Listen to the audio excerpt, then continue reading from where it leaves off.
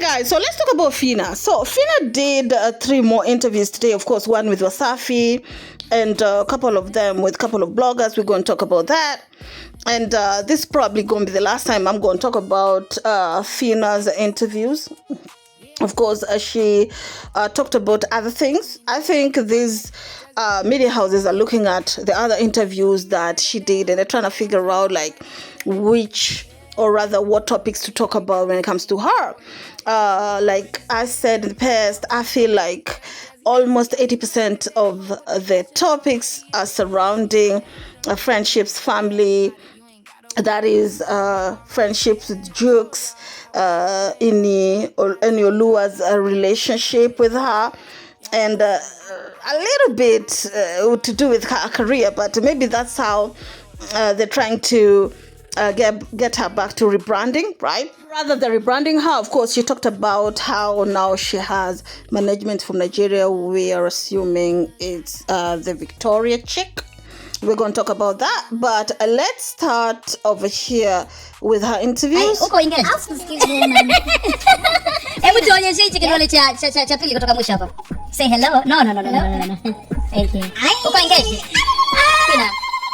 Jamani watu mnakimbia. Guys, let's talk about that. So, that ring is the same one that she wore when she was in Paris, of course, when they were introducing their song I Do. And that is the ring that she still have. And of course, Wasafi presenters were asking her, what's the tea, what's going on? Are you guys engaged? And of course, Fina kept on telling them things will happen when they're supposed to happen. Things like that are things that you can't hide. If they will happen, they will happen. Personally, I feel like she wasn't being clear enough. Can I just tell people this?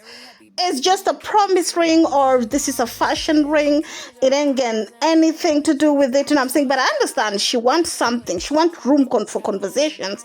But the more she tried to seemingly explain it, the more it was confusing even more. Anyway, she ended up not saying if it was engagement ring, promise ring, or if it's her ring that she trying to slay as a fashion statement, okay? Anyway, let's continue with more. Kwa namna yoyote kwenye maisha yako, have you ever felt insecure? Wakati niko mdogo, kuna yani nakumbuka kama ilikuwa jana jamani, huyo mtu alikosea. Lakini simkumbuki sura yake. Nilikuwa navuka barabara naenda kanisani, kwenda kufanya mazoezi ya kuimba. Basi huyo kaka akashout barabarani, "Wewe dada, mbona miguu kama wewe?" Okay, guys, so let's talk about that. So they started off by asking her, is there a part of your body that you feel insecure about?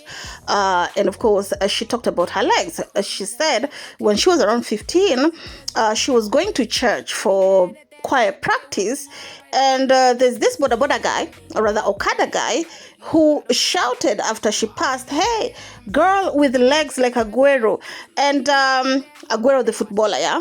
And she's saying that gave her huge insecurity. She started wearing boots a lot. At some point, her mother asked her, like, why do you like to wear such a shoe? And of course, she just, downplayed it. But funny enough, after growing up, she found out that actually her strongest point, or rather her strongest beauty, are her legs. And actually part of my strongest beauty point is my body. She talked about how she's glad she outgrew it and now she's embracing her legs even more.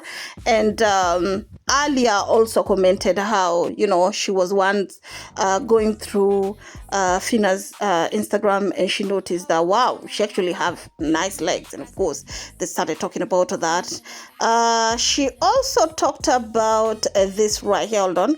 Friend wako ENI awe na rafiki wa kike. Ananao wengi sana. Eti ananao wengi sana. Kwa maana yake mimi ni swala kubwa hapo ni trust tu. I trust him. So yeah, naendelea. Na yeye kwa anaruhusu. Sasa hilo swala itabidi aulize. Mwenyezi anaelewa hizo kodi kwa wanakuwa wagumu kukubali. Lakini wanaume pia wanakuwa yani kuna vitu wanataka tuelewe, lakini wao kuelewa na roho. Lakini kwangu mimi kwa situation yangu mimi I trust him and I believe he trusts me. And mimi marafiki zake nimewakuta na najua friendship is very important to him. Kwa hiyo nimewakuta, the best thing I can do is to also be close to his friends. His family is my family, his friends are my They started talking about opposite gender friendships, right? Where a male and a female are just friends. And they ask Fina, do you allow your boyfriend ENI to have female friends? And of course, Fina said, yeah, he has a lot of friends. female friends to be exact. And of course, they laugh and they ask Fina, does he allow you to have male friends? And of course, Fina said that is a question that you guys should ask him. But there are some men whom they want things to apply to them, but they don't want things to apply to their partner. But of course, Fina said that friendships are very important to ENI, and he understands that. And of course, when he was, being in this relationship with ENI, he knew of these friends, and she's trying to be friends with these female friends of ENI. So according to her, she feel like trust is very important. Okay, let's listen to more. Tunazungumza na aliyekuwa meneja wako ni fighter? Not necessarily, no. Okay. Na kwenye upande wa management, nimekusikia pale mwanzo una management sasa hivi for Nigeria? Yeah, obviously, yes, I do. I have. Ni wao walikuwa approach au wewe uliapproach au ni watu ambao walikuwa kazi na ENI? Yeah, ni watu ambao ENI aliwaleta. Of course, they ask Fina about her management, her former management, the fighter. Are they in good times? Are they talking? Of course, Fina say no. And of course, she was also asked, we heard that now you have management from Nigeria. And she said yes. And she was asked, did you approach them? Did they approach you? Or they used to work with ENI and now you're working together?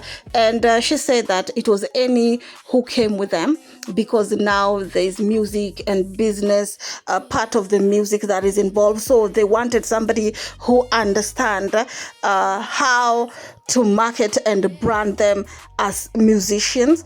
Okay, she was also asked, about being managed with someone from Nigeria. This is what she said. Sana kwa sababu pia industry ya Nigeria najua iko very aggressive and iko very different. Yeah. Kwa hiyo yani unajua kama sisi tunatembea wao wanakimbia. Kwa hiyo na mimi niko na mvuto kukimbia kufanyaje? Of course, she also talked about the industry in Nigeria, and of course being managed with someone who is from there. She said that it's a little bit different, a little bit aggressive more. They take music like a serious business, just like any other business. And of course, she said that she has really learned a lot, and she continued to learn a lot from her management from Nigeria.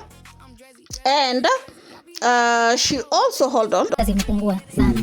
Nafikiri ni sababu ambazo ilikuwepo wakati zingine unakuta ni local na una push brand inaanza kuwa kubwa, then unakuta watu promoters wanakuja na hela ndogo. Let's talk about the part. Of course, they ask her, how come nowadays you don't perform?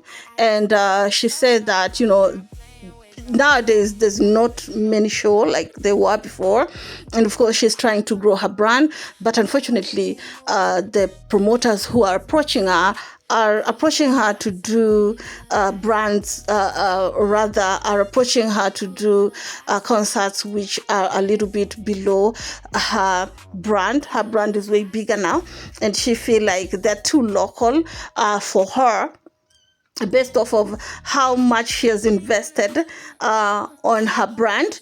And she feel like they're working towards that. But as for now, the promoters who are approaching her, rather the shows which are coming up, are not up to her standards. They're too locals, okay, according to her, and what she said. Okay, kitu umeuliza nataka nimuoneshe dada hapa hivi. Kuna swali umeuliza kwamba mimi ndo nimeanza sina nini. Angalia hapa sasa. Yani anamuonesha kitu hapa tujue. Yani moja mengi yani yeye ndo alianza kukutafuta yeye. Yes, mimi nimeona hapa. Kwamba yeye alianza.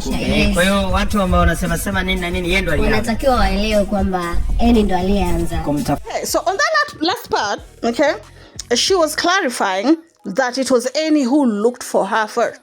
Okay, because there've been a lot of blogs in TZ which are saying that she's the one who slid on ENI's DM, and she showed the ENI's first DM, which was on May, okay, before Prissy and Juma Jux's last reception, which happened on 28th May, okay, and the other lady confirmed that it was ENI who DM'd Fina first.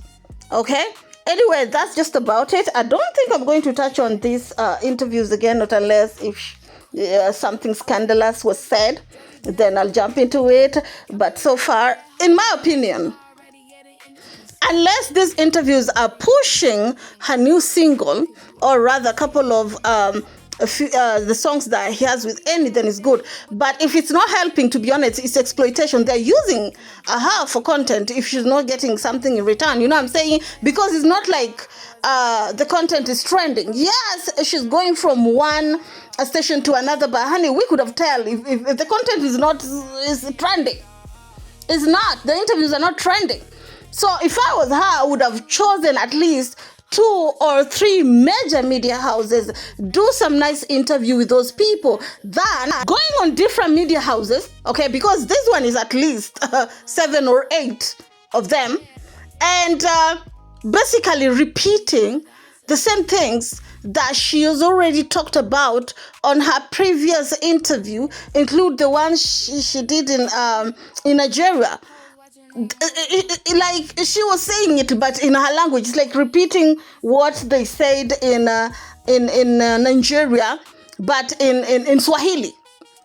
You know what I'm saying? That's why I'm like, I hope it's worth it, but I don't see the numbers changing. Okay, probably they will later on, because they're talking more about how they met, who linked them up, how is the relationship, is it real, is this straight guy, more than how many singles do you have so far, numbers, but the fact that you are amongst top 10 Tanzanian artists, if you look at the numbers. Anyway, it is what it is. Keep it class system is still stupid down the conversation. I want to hear what you have to say about that. Keep it class system is your next one.